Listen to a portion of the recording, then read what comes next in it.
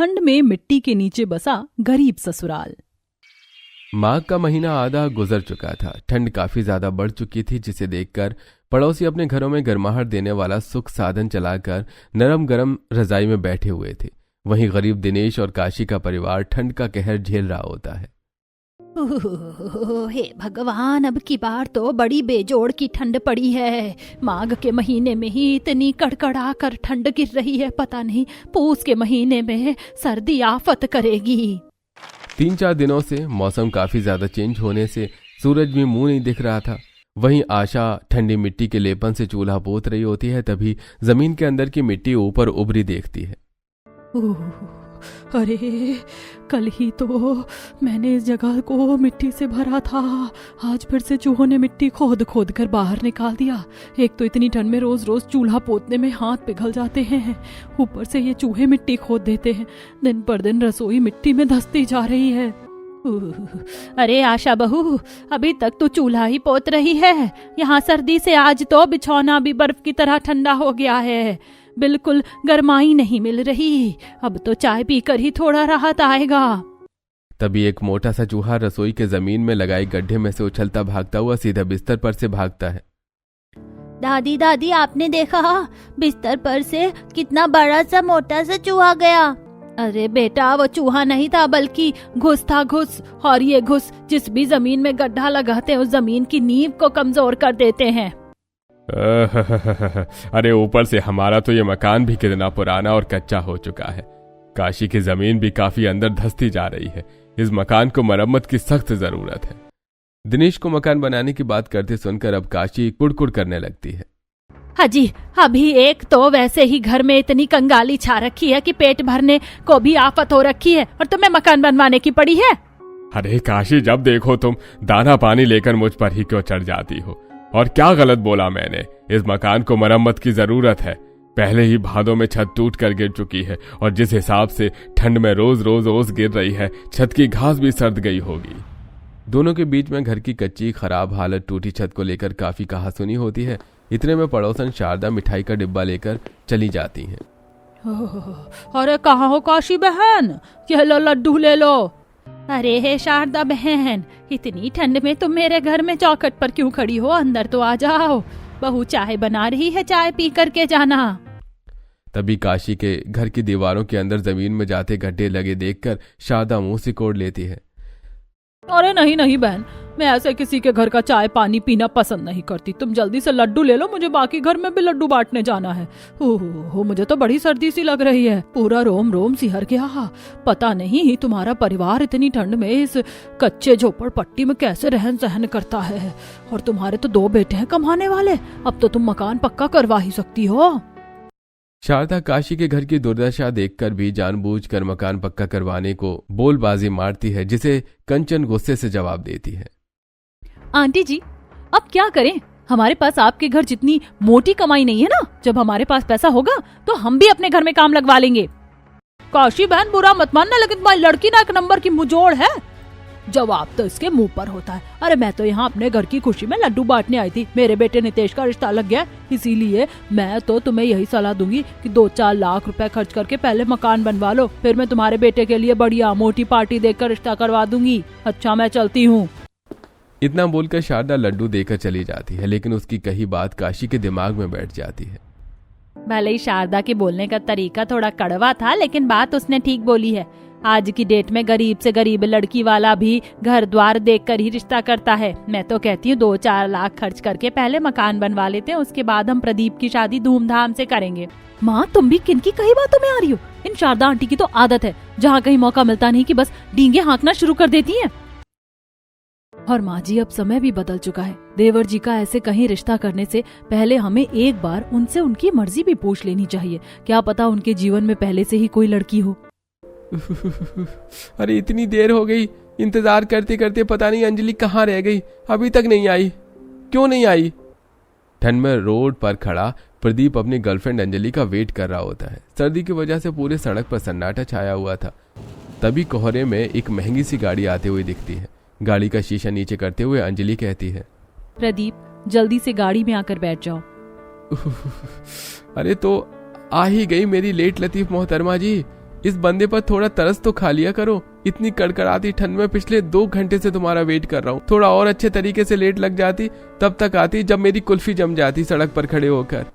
अच्छा सॉरी ना बाबा, माफ कर दो मुझे प्लीज। और अपनी पसंदीदा लड़की के लिए थोड़ा वेट तो कर ही सकते हो। एक्चुअली मैं ऑन टाइम घर से निकल रही थी, लेकिन डैडी ने मुझे ब्रेकफास्ट के लिए रोक लिया था। चलो कोई बात नहीं। वैसे हम कहाँ जा रहे हैं? बस थोड़ा सा पेशेंस रखो, अभी पता चल जाएगा। इतना कहते हुए अंजलि प्रदीप को स्टारबक्स कॉफी शॉप में लेकर जाती है। दरवाजे के बाहर 2 दरबार अंदर जाने वाले लोगों की खातिर में खड़े थे। तुम अंदर चलो, मैं कार पार्क करके आती हूँ। अच्छा ठीक है, जल्दी करना। प्रदीप गाड़ी से नीचे उतरकर असहजता से अंदर की तरफ जाने लगता है। दरवाजे के आगे खड़े दरबार उसका गरीब हुलिया देखकर उसे रोक देते हैं। अबे ओ भाई, अंदर कहाँ गुस्सा चला जा रहा है? तुझे पता है कहाँ खड़ा है? स्टारबक्स कॉफी शॉप है ये। यहाँ केवल बड़े बड़े लोग कॉफी पीने आते हैं। तुम जैसे 2 कौड़ी के गरीबों की तो यहाँ पर कूड़ा चुनने की भी औकात नहीं है। उस दरबान के जलील करने पर प्रदीप को शर्मिंदगी महसूस होती है। उन दोनों को खराब लहजे में प्रदीप से बात करते देखकर अंजलि को काफी ज्यादा गुस्सा आ जाता है। हाउ डेयर यू, तुम्हारी हिम्मत कैसे हुई इनसे ऐसे बात करने की? क्या तुमने बाहर टैग लगा रखा है कि इस स्टारबक्स कॉफी शॉप में केवल अमीर ही जा सकते हैं, गरीब नहीं जा सकता? जब तुम्हें इस तरह की पार्शियलिटी जैसी चीज करनी है तो फिर ये कॉफी शॉप बंद कर दो। माफ कर दीजिए मैडम, हमें नहीं पता था कि ये साहब आपके साथ आए हैं। अरे कोई बात नहीं अंजलि, जाने दो, हो जाता है कभी कभी। चलो अंदर चलते हैं। कॉफी शॉप के अंदर आकर अंजलि जल्दी से कॉफी ऑर्डर करती है। वहीं चारों तरफ चमचमाती टेबल पर अमीर अमीर कॉफी पीते दिख रहे थे और अंदर काफी ज्यादा गर्माहट थी। कुछ ही देर में कॉफी आ जाती और दोनों कॉफी पीते हैं। प्रदीप क्या हुआ, तुम इधर उधर क्या देख रहे हो? कॉफी ठंडी हो रही है, टेस्ट तो करो। यहाँ की कॉफी बहुत ज्यादा टेस्टी है। वाकई काफी अच्छी कॉफी है। पैसे खर्च करने पर क्या चीज अच्छी नहीं मिलती। और एक हम जैसे गरीबों की जिंदगी देख लो, सारी जिंदगी 2 वक्त की रोटी कपड़ा और मकान जोड़ने में ही गुजर जाती है। मुझ जैसे गरीब की तो औकात भी इतनी नहीं है कि मैं कभी इस जगह को अंदर से देख पाता। ये तो तुम्हारी बदौलत में यहाँ बैठकर कॉफी पी रहा हूँ। अंजलि, तुम्हारे पापा ने अपनी जिंदगी में सब कुछ हासिल कर रखा है, इतना बड़ा बंगला बनवा रखा है, और तुम अपने पिता की इकलौती बेटी हो। जितने का तुम्हारा एक कमरा है उसे आधी जग में मेरा छोटा सा घर बना है, और मेरा पूरा का पूरा परिवार उसी में रहता है। तुम मेरे परिवार में कैसे रह पाओगी, कैसे एडजस्ट करोगी? ऐसा कहते हुए प्रदीप अपनी गरीबी के चलते अंजलि के आगे काफी ज्यादा अनकंफर्टेबल हो जाता है। प्रदीप, मैंने तुमसे तुम्हारी गरीबी देखकर नहीं बल्कि तुम्हारा दिल देखकर प्यार किया है। और रही बात गरीबी की, तो मेरी बस इतनी इच्छा है कि शादी होकर जब मैं तुम्हारे घर में आऊं तो मेरे ससुराल में हर एक लोग हमें एक्सेप्ट कर ले। क्योंकि घर मकान तो फिर भी बन जाता है, लेकिन सबसे ज्यादा मुश्किल है एक परिवार के दिल में जगह बना पाना। अंजलि की फैमिली क्यों लेकर चलने की सोच देखकर प्रदीप की चिंता खत्म हो जाती है।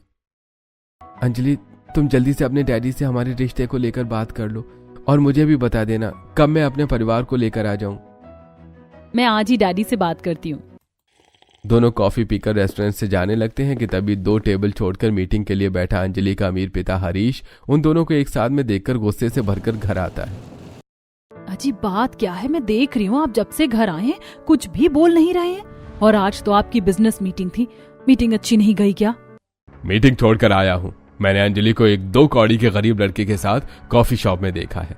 अरे माँ होते हुए इस चीज की खबर तुम्हें होनी चाहिए कि तुम्हारी लड़की किससे बात कर रही है, मिलजुल रही है। तुम्हें तो इसकी भनक भी नहीं है।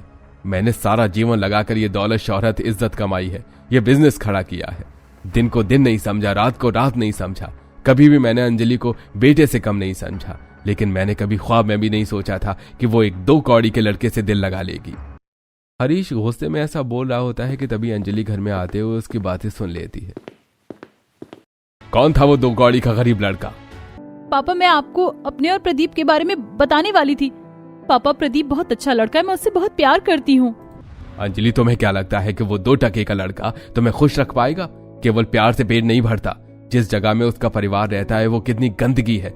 मुझे वो 2 कौड़ी का गरीब लड़का बिल्कुल भी पसंद नहीं है, और अगर तुझे करनी है तो मैं तेरी शादी उसे करवाने को तैयार हूँ, पर मेरी भी एक शर्त है। कैसी शर्त? शादी के बाद उसे घर जमाई बनकर रहना होगा और अपने गरीब परिवार से भी सारे रिश्ते नाते तोड़ना होगा। कह दो इसे गायत्री। अजी आप कैसी बातें कर रहे हो? आज तक कोई दामाद ससुराल में घर जमाई बनकर रहा है, ये सही नहीं होगा। अंजलि अपने माता पिता को छोड़कर अपने प्यार को चुनती है। जहां मंदिर में शादी करके प्रदीप उसे अपने घर ले जाता है, जहां टूटी छत के अंदर आशा चूल्हा लगाकर रोटी बना रही, बगल में बैठी काशी सब्जी काट रही थी। छत के छोटे छोटे छेद में से ओस बर्फ के टुकड़े बनकर अंदर आ रही थी। अंजलि ठंड में ठिठुरते हुए गरीब ससुराल के चौखट पर खड़ी होकर अंदर को देखने लगती है। एक तरफ जमीन पर बिस्तर बिछा था, दूसरी तरफ चूल्हा लगा था। सब्जी के छिलके बर्तन सब बिखरे हुए थे और ओस से भीगी छत भी चू रही थी। अपने ससुराल में इतनी गरीबी भरी स्थिति देखकर अंजलि को धक्का सा लगता है। मैंने कभी ख्वाब में भी नहीं सोचा था प्रदीप का परिवार इतना गरीब होगा। मम्मी दादी देखो, चाचा किसी को लेकर आए हैं। दोनों की नजर सीधे दरवाजे पर खड़ी अंजलि पर जाती है। प्रदीप कौन है ये लड़की? देखने से तो अच्छे घर परिवार के लग रही है। माँ, ये तुम्हारी बहू है। नमस्ते माँ जी। खुश रहो बेटी। क्या इसके माता पिता को पता है कि तुमने शादी कर ली? नहीं माँ, वो हमारी शादी के खिलाफ है। पर माँ, मैं अंजलि के बगैर नहीं रह सकता, इसलिए हमने शादी की। इतनी ठंड में कुड़कुड़ाता हुआ प्रदीप का बड़ा भाई दिवाकर भी आ जाता है। ये तूने क्या किया प्रदीप? तुझे पता भी है इस लड़की से शादी करके तूने हमारे पूरे परिवार पर परेशानी मोल ले ली है। शहर के जाने माने बिजनेसमैन हरीश सक्सेना की बेटी है ये। दिवाकर की बात सुनकर पूरा गरीब ससुराल अब सहमा हुआ काफी ज्यादा खौफ में दिख रहा था। भैया, माँ जी, आप लोग चिंता मत कीजिए। पापा मुझसे बहुत प्यार करते हैं। वो मुझसे ज्यादा देर तक खफा नहीं रह सकते। वो हमारी शादी के लिए भी मान जाएंगे। अंजलि की बात सुनकर सभी गहरी सांस भरते हैं। काशी अंजलि का गृह प्रवेश करती है और जैसे तैसे ठंड में अंजलि टूटे छत वाली कमजोर घर में रात काटती है। अगले दिन वो सुबह सबसे ठंड में उठकर मिट्टी से आंगन पोत रही होती है। तभी आशा आती है।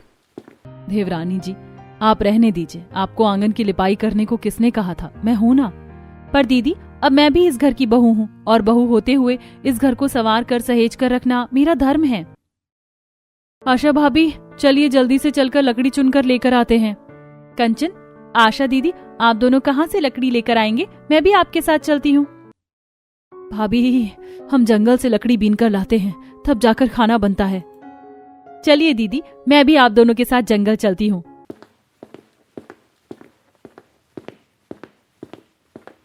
आशा भाभी देखो, इस गाय ने बछिया भी कर दिया, लेकिन इस तरीके से जमीन के अंदर मिट्टी में गड्ढा करके क्यों बैठी है? इसको ठंड लग रही होगी। कंचन, हमारे मुकाबले जीव जंतु की खाल मौसम के हिसाब से ढल जाती है। ठंड के मौसम में जानवरों को जमीन के अंदर मिट्टी में गर्माहट मिलती है, इसीलिए वो जमीन में गड्ढा करके रहते हैं। अंजलि बड़े प्यार से उस गाय के बछिया को देखती है जिसे गाय जीभ से चाटकर प्यार जता रही थी। थोड़ा और आगे चलकर आने पर अंजलि को एक बसवारी दिखती है, जहां उसे जमीन में जाते हुए मिट्टी के अंदर एक गहरा मांदा दिखाई देता है। जेठानी जी, ये जमीन के अंदर इतना बड़ा गड्ढा किसने कर रखा है? ऐसे तो इस जंगल के जीव जंतु इसके अंदर जाकर फंस जाएंगे। हमें इस गड्ढे को भर देना चाहिए। अंजलि ऐसा कहते हुए मांद की तरफ बढ़ने लगती है। तभी उसमें से तेंदुए का दूध पियाऊ बच्चा चलकर बाहर निकलते दिखता है। तेंदुए का बच्चा देखकर कंचन, आशा खौफ से भर जाती हैं। आशा भाभी, इस बसवारी के अंदर तो तेंदुए ने मांद लगा रखा है, कहीं इसकी माँ बाहर ना निकल जाए। चलिए यहाँ से चलते हैं। हाँ चलो, हम जंगल के दूसरे हिस्से से लकड़ी बीन लेंगे। देवरानी जी चलिए। तीनों डरते डरते पैर दबाकर जमीन के मिट्टी के अंदर जाते मांद से आगे आ जाती हैं, जहां ठंड में ठिठुर कर ओस से भीगी लकड़ी को बीन कर उसकी गठरी लेकर घर आ जाती हैं, जहां अंजलि सभी को पूरे दिलों से मन से पहली रसोई में पूरी सब्जी बनाकर सबको खिलाती है। बहुत ही खस्ता पूरी सब्जी बनाई है तुमने। अरे ठंड के मौसम में ये पूरी पकवान खाकर तो मन खुश हो जाता है। पापा जी, और पूरी लीजिए ना। अरे नहीं बहू, सारी पूरी अपने ससुर की थाली में ही दे दोगी तो तुम खुद क्या खाओगी? ये लो, खा लो। काशी अपने हाथों से कौर बनाकर अंजलि को खिलाती है, जिससे उसकी आंखों में खुशी के आंसू आ जाते हैं। तो वहीं दूसरी तरफ गायत्री हरीश के लिए गर्मा गर्म खाना बनाकर लाती है। अजी चलिए, उठकर जल्दी से खाना खा लीजिए। सब चीज आपके मनपसंद की बनाई है। मुझे भूख नहीं है गायत्री, खाना ले जाओ। अजी अब तो गुस्सा थूक दो। हमारी अंजलि अपने ससुराल में बहुत सुखी से रह रही है। मैंने हमारे नौकर शाम को देखने के लिए भेजे थे। भले ही उसके ससुराल वाले गरीब हो, लेकिन हमारी अंजलि वहाँ खुश है। अब उसे माफ कर दीजिए, आखिर वो हमारी बेटी है। अरे वो तो मेरे लिए सदा सदा के लिए उसी दिन मर गई जिस दिन वो उस 2 टके के लड़के के लिए अपनी बाप की चौखट लांग कर चली गई। मैं उनकी ईंट से ईंट बजा के रख दूंगा।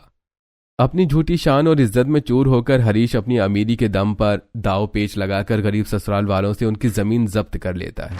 कुछ दिन बाद अरे पापा जी आप यहाँ? नमस्ते माँ, भाभी अंजलि के पिता हैं। अरे समधी जी, आप चौखट पर बाहर क्यों खड़े हैं?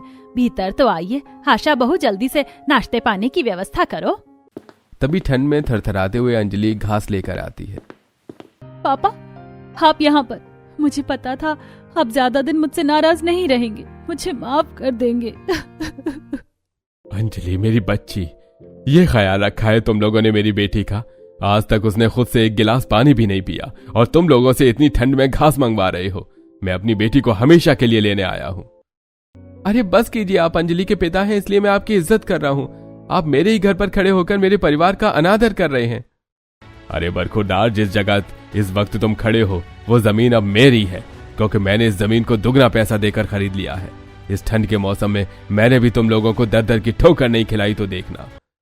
अरे समधी जी, हमें तो लगा था कि आप बेटी के मुंह में सब कुछ भूल कर यहाँ उससे मिलने के लिए आए हैं, लेकिन अब आपकी बेटी हमारे घर की इज्जत है। पूरा गरीब ससुराल अपना थोड़ा बहुत सामान लेकर ठंड के मौसम में चौखट के बाहर निकल जाता है। अंजलि अपने पिता का हाथ छोड़कर उनके साथ चली जाती है। अंजलि रुक जाओ, उनके पास न जमीन बची है और ना ही रहने के लिए छत। इस ठंड के मौसम में इनके साथ जाकर पछताने के सिवा कुछ हासिल नहीं होगा तुम्हें। पापा, अब यही मेरा परिवार है, जहाँ ये जाएंगे वहीं मैं भी जाऊंगी। बेचारे गरीब ससुराल वाले बरसती कड़कड़ाती ठंड के मौसम में मारे मारे फिरते हुए जंगल में आकर बैठ जाते हैं, जहाँ पेड़ों पत्तों पर जमी हुई ओस की बूंदें बरसात की तरह चू रही थी। बर्फ की तरह ठंडी ठंडी हवा चल रही थी जो कि सबकी रूह को सिहार रही थी। अच्छू अच्छू, अम्मी दादी यहाँ बहुत ठंडी ठंडी लग रही है। क्या हम इस जंगल में पिकनिक मनाने आए हैं? बोलो ना, हम यहाँ क्यों आए? वापस घर चलो ना। चिंटू, अब वो घर हमारा नहीं है बाबू, हमें इस जंगल में रहना पड़ेगा। पर पिंकी दीदी, इस जंगल में तो कितने सारे जंगली जानवर रहते होंगे, वो तो हम सबको कहाँ जाएंगे? चिंटू की बात सुनकर पूरा गरीब ससुराल ठिठुरते हुए पेड़ के नीचे शरण लिए बैठे हुए धुंध बढ़ते देखते हैं। वैसे इस घने जंगल में इस तरह खुले में रहना वाकई जोखिम भरा है। हम एक बसावट कर लेते हैं, ठंड में भी काफी ज्यादा है, इस तरह हम रात नहीं काट सकते। पर भैया, दिवाकर भैया, इतनी तेज हवा चल रही है, ऐसे में तंबू भी कहाँ टिकेगा। तभी एकदम से मिट्टी में से कुछ मैमल्स के बच्चे बाहर निकलते हैं, जिनके शरीर में उस ठंड को सहन करने की क्षमता होती है। अरे इस जमीन के अंदर से चूहे जैसा क्या भगा है? छछूंदर था क्या? नहीं पापा जी, वो चूहा नहीं बल्कि मेमलस थे। ये आमतौर पर जमीन के ऊपर नहीं बल्कि जमीन के नीचे मिट्टी खोद कर रहते हैं। इनका शरीर मिट्टी में रहने के लिए सक्षम होता है। सर्दी का मौसम शुरू होते ही इन मैमल्स की प्रजाति ठंड से बचाव करने के लिए जमीन में मिट्टी में बसावट कर लेते हैं। अरे वाह चाची, फिर तो ये बड़ा मजेदार है। हम लोग भी इन छोटे छोटे मैमल्स की तरह जमीन के अंदर मिट्टी में घर बनाकर रह सकते हैं। राजू की नादानी में ठंड में बेआसरा ससुराल वालों को कड़कड़ाती ठंड से बचाव करने का आसरा दिखाते हैं। बच्चे सच में भगवान का रूप होते हैं। भगवान ने हमें चिंटू के जरिए ठंड में खुद को सुरक्षित रखने का रास्ता दिखाया है। जब तक किसी ठिकाने का बंदोबस्त नहीं होता, इस मिट्टी के अंदर जमीन में ही बसावट कर लेते हैं। पर माँ, इस जंगल की मिट्टी काफी ज्यादा ठोस है, इसे खोदने के लिए हमें औजार की जरूरत लगेगी। तभी कंचन का जुगाड़ दिमाग चलता है। भैया, औजार बनाने के लिए ठोस पत्थर और लकड़ी की भी तो जरूरत लगती है। हम खुद से औजार बना सकते हैं। अब कंचन और अंजलि सतर्कता से कुछ मजबूत टिकाऊ पेड़ों की लकड़ी काट कर लाती हैं। वहीं प्रदीप दिवाकर कुछ ठोस पत्थरों को पैना करके मिट्टी खोदने के लिए औजार बनाते हैं। तो वहीं जंगल के खतरनाक जीव जंतु से अपना बचाव करने के लिए भाले भी बनाते हैं। पूरा का पूरा परिवार गरीब ससुराल ठंड में कांपता हुआ जमीन को गहराई तक खोदता है। देखते ही देखते रात गहरी हो जाती है और जंगल से सियार, हाथी, तेंदुए के दहाड़ने चंघाड़ने की आवाज आती है, जिससे सबका डर से कलेजा बैठ जाता है। ये जमीन धम धम कांप क्यों रही है? लगता है जानवर हमारी तरफ आ रहे हैं। भाभी, इन जानवरों को हम इंसानों की तुलना में सूंघने की शक्ति काफी तेज होती है। वैसे हमने जमीन में इतनी मिट्टी तो खोद ली है कि आज की रात हम इस जमीन के अंदर बस सकते हैं। अब सभी पैर जमाकर अब जमीन के अंदर होते हुए आते हैं, जहां जंगल के बाहरी हिस्से की तुलना में जमीन के निचले हिस्से में गर्माहट थी और ठंड का नामो निशान भी नहीं था। अरे वाह, इस मिट्टी के अंदर तो कितनी ज्यादा गरम गरम सा लग रहा है, जैसे कि हीटर चल रहा है। सचमुच बाहर तो ठंड कितनी लग रही है, मेरा तो कलेजा जमसा गया था। यहाँ राहत तो है। अरे लेकिन इसी जमीन के अंदर की मिट्टी कितनी नम है, इतनी ठंड में हम मिट्टी के अंदर बसावट करके नहीं रह सकते। अजी अभी ना तो हमारे सर पर छत है और ना जगह जमीन। ऐसे ठंड के मौसम में हम कहाँ शरण लेंगे? जब तक हालात ठीक नहीं हो जाता इस मिट्टी के अंदर ही बस कर रहते हैं। पूरा ससुराल कहर ढाती ठंड में मिट्टी के निचले हिस्से में बैठे बैठे सुबह करते हैं। तब सूरज की किरण फूटने पर धूप निकलती है। हल्की हल्की धूप में अब जमीन गर्म होती है और मिट्टी के नीचे बसे ससुराल वालों को थोड़ी गर्माहट मिलती है। सभी बाहर निकलते हैं। अच्छा, हम दोनों नदी पर जा रहे हैं, देखते हैं अगर थोड़ी बहुत मछली मिल गई तो मारकर बाजार में बेच कर आएंगे। दोनों भाई मछली पकड़ने की तलाश में भटकते भटकते आखिरी भाग में आते हैं, जहां धीरे धीरे जंगल में पड़ी धुंध साफ होती है। तभी उन्हें एक गड्ढा दिखता है जिसमें बड़ी बड़ी पानी के ऊपर चलते दिखाई देते हैं। किनारों पर हरी भरी घास उपजी थी। भैया देखो, इस गड्ढे में तो कितनी बड़ी बड़ी मछली हैं। लगता है काफी समय से इस गड्ढे में किसी ने मछली मारी नहीं है, इसमें से खूब मछली निकलेंगी। अब दोनों ठंडे ठंडे मिट्टी वाले पानी में अंदर उतरते हैं। अरे इस ठंडे गड्ढे का पानी कितना ज्यादा जम रखा है, ऐसा लग रहा है। कुछ ही देर में दोनों मछलियों को पकड़कर अब टोकरी में भरते हैं और वहीं किनारों पर उपजे साग को बेचने के लिए तोड़कर बाजार ले जाते हैं। वहीं दोनों बहुएं ठंड में अपने मिट्टी के नीचे के बसावट से ऊपर आकर सूखी पुआल ढूंढने लगती हैं। ओह, पूरा जंगल तो ओस से तर हो रखा है, यहाँ पर सूखी पुआल कहाँ मिलेगी? यदि हमें मिट्टी के नीचे उस नम जमीन में बसावट करके रहना है तो बिस्तर करने के लिए सूखा पुआल चाहिए ही होगा। दोनों ठंड में कुड़कुड़ाते हुए जंगल के बाहर एक खेत में पहुंच जाती हैं, जहां कुछ लोग कड़कड़ाती ठंड में गेहूं की फसल की कटाई कर रहे होते हैं, जहां खेतों में सूखी भूसी पड़ी होती है। जेठानी जी देखिए, इस खेत में कितनी सारी सूखी भूसी है। इसे हम अपने मिट्टी के नीचे वाले बसावट को लीप कर सुखा सकते हैं, जिससे गर्माहट हो जाएगी। पर क्या पता वो उनके काम का हुआ, एक बार मांग कर देख लेते हैं। दोनों कांपते थरथराते हुए खेत के मालिक के पास आती हैं। भैया जी, अगर ये सूखी भूसी आपके काम की नहीं है तो क्या हम ले लें? हाँ हाँ बहन, तुम चाहो तो वैसे भी अभी मेरे खेत में आधी फसल कटाई के लिए बची हुई है। अगर तुम दोनों फसल कटवा पिटवा दोगी तो मैं तुम्हें थोड़ा अनाज और सूखी दे सकता हूँ। उस खेत वाले की बात दोनों को ठीक लगती है। अब दोनों ठंड में खेत की फसल काटते हैं, जिसमें सर्दी में उनके हाथ भी सुन्न हो जाते हैं। फिर दोनों फसल पीट कर अपना काम पूरा करती हैं, जिसके बदले में खेत का मालिक उन्हें काफी सारा अनाज पुले भी देता है, जिसके बोझे लेकर दोनों मिट्टी के नीचे बसे ससुराल में आती हैं, जहां काशी मिट्टी का चूल्हा बना रही होती है और कंचन कुछ जंगली सब्जियां तोड़ कर ले आई होती है। भाभी, आप दोनों आ गई। ये देखिए, माँ ने चूल्हा बना दिया है और मैं कुछ सब्जी अभी तोड़कर जंगल से ले आई हूँ। मम्मी, मुझको बहुत जोर की भूख लगी है, जल्दी से खाना बना कर दे दो, कल से कुछ नहीं खाया। हाँ मेरा लाल, बस अभी अभी मैं गर्मा गर्म खाना बना कर देती हूँ। अब दोनों बहू चूल्हा जोड़कर खाना बनाती हैं, वहीं कुछ हिस्से में पूले से बिस्तर लगाती हैं। इतने में दोनों के पति भी मछली बेचकर खाने पीने और गर्म कपड़े लेकर आते हैं।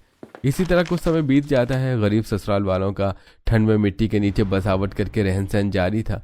वहीं ठंड और भी ज्यादा बढ़ जाती है, जिससे धूप जरा भी नहीं निकलती, जिससे नीचे की मिट्टी नम ठंडक भरी रहने लगती है, जिसकी वजह से मिट्टी के नीचे रह रहे सभी जीव जंतु वहां से निकलकर ठोस पेड़ों में गड्ढा लगा लेते हैं। और वहीं काशी और दिनेश से सर्दी सहन नहीं होती, जिसकी वजह से वो बीमार पड़ जाते हैं। तब गायत्री और हरीश अपनी बेटी और उसके ससुराल वालों को ढूंढते हुए जंगल आते हैं। अरे आप सब लोग मुझे माफ कर दीजिए। अपनी झूठी शान और नाक ऊंची रखने के चलते मैंने आप लोगों की जमीन पर, घर पर सब कुछ छीन लिया। एक बार भी ये नहीं, ऐसे ठंड के मौसम में आप सब क्या झेल रहे होंगे। मुझे अपनी गलती का अफसोस है। हरीश के आंसुओं में उसकी करनी का पछतावा दिख रहा था, जिससे गरीब सीधे मन वाले ससुराल वाले उसे माफ कर देते हैं। वहीं अंत में वो उन्हें जमीन लौटाकर पक्का मकान तैयार करवाकर उनकी मदद भी करता है, जिससे गरीब ससुराल वाले ठंड में मिट्टी के नीचे की बसावट को छोड़कर अपने घर में आ जाते हैं।